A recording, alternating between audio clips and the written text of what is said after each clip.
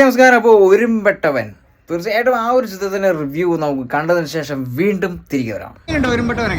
ഒരുമ്പെട്ടോന്ന് തന്നെ ഞാൻ ഒരു പ്രതീക്ഷയില്ലാതെ വന്ന് പടത്തിന് കയറിയതാ. ഒരു പ്രതീക്ഷയില്ലാതെ വന്ന് കയറിയ ഒരു പ്രേക്ഷകനാണത്.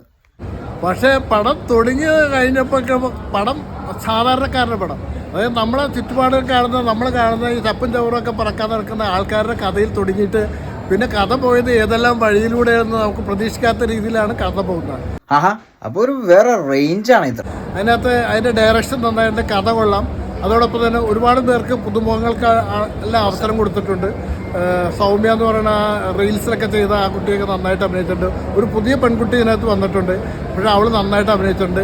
എടുത്തു പറയത്തൊക്കെ ഉജ്ജ്വലമായ പ്രകടനം കാഴ്ചവെച്ചത് നമ്മുടെ ജാഫർ ഇടുക്കി. അപ്പൊ നമ്മുടെ ജാഫർ ഇടുക്കി വളരെയധികം മൂല്യതയുള്ള ഒരു കഥാപാത്രത്തെയാണ് ഈ ഒരു ചിത്രത്തിൽ എന്നാണ് ഈ ഒരു പ്രേക്ഷകൻ പറയുന്നത്.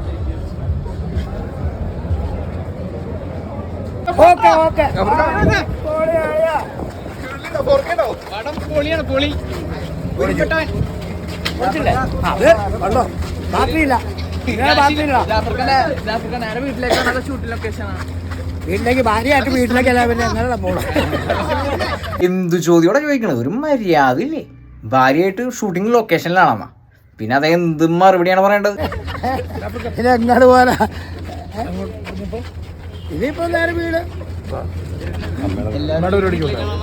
വീട്ടിൽ പോയിട്ട് നാളെ വന്നാൽ മതി. ഇന്ന് അമ്മയുടെ പരിപാടി ഉണ്ട്, അമ്മയുടെ ഫാമിലി മീറ്റ്. അത് ചോദിക്കാം, ഭാര്യയൊക്കെ ഇനി വീട്ടിലേക്കാണോ?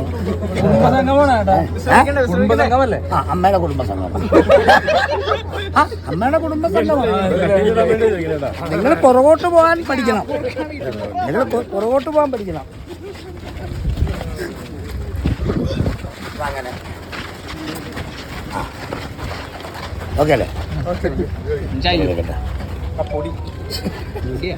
ഇപ്പോഴാണ് ശരിക്കും ഒരു പെട്ടവനാത് ശരിക്കും പെട്ടുപോയി ജാഫർ ഇടുക്കി.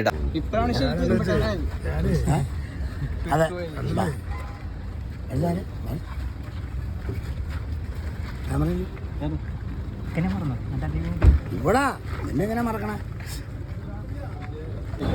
ഇന്ദ്രൻസ് ചേട്ടൻ ഇവരൊക്കെ ഭയങ്കരമായ പ്രത്യേക പ്രകടനമാണ്. നമ്മളെ മനസ്സിനെ പലപ്പോഴും വേദനിപ്പിക്കുന്ന രീതിയിൽ ഉള്ള പ്രകടനമാണ് അവർ കാഴ്ചവെന്നത്. സുധീഷ് വളരെ കുറച്ചുള്ളെങ്കിലും നമ്മളെ മനസ്സിൽ നിന്ന് ഒരു വിങ്ങലായിട്ട് മാറും. സുധീഷ് വളരെ കുറച്ച് നേരത്തുള്ളൂ, പക്ഷെ എങ്കിൽ പോലും നമ്മുടെ മനസ്സിൽ ആ മുഖം ഇങ്ങനെ കിടക്കും. ഏതായാലും പടം ഒരു നല്ല പടമാണ്. കാരണം വെച്ചാൽ ഫാമിലിയൊക്കെ ആയിട്ട് കാണാവുന്ന ഇന്ന് കേരള മനസാക്ഷിയെ നെട്ടിച്ച ഒരു സംഭവത്തിന്റെ ആവിഷ്കാരം കൂടിയാണ് ഈ പടം. പ്രേക്ഷകൻ ഗംഭീരമായിട്ട് ആ ഒരു ചിത്രത്തെ മനസ്സിലേക്ക് ആവാഹിച്ചേക്കണം. കാരണം അദ്ദേഹം വളരെ വ്യക്തമായ അക്ഷരസ്ഫുടതയോട് കൂടിയിട്ടാണ് ഈ ഒരു ചിത്രത്തെ കുറിച്ച് മൂല്യം പറഞ്ഞിരിക്കുന്നത്, ആ ഒരു ചിത്രത്തിന്റെ മൂല്യത പറഞ്ഞിരിക്കുന്നത്. തീർച്ചയായിട്ടും ഈ ഒരു ചിത്രത്തിന്റെ ഡീഗ്രേഡൊന്നും ശരിക്കും മീഡിയകൾ വന്ന് കയറിയിട്ടില്ല. അപ്പൊ ഈ ഒരു പ്രേക്ഷകന്റെ അഭിപ്രായ പ്രകാരം ഈ ഒരു ചിത്രം വളരെ നല്ലൊരു ചിത്രമാണെന്നാണ് പറയുന്നത്. തീർച്ചയായിട്ടും നിങ്ങൾ എല്ലാവരും തിയേറ്ററിൽ പോയി കാണുക. അതെ.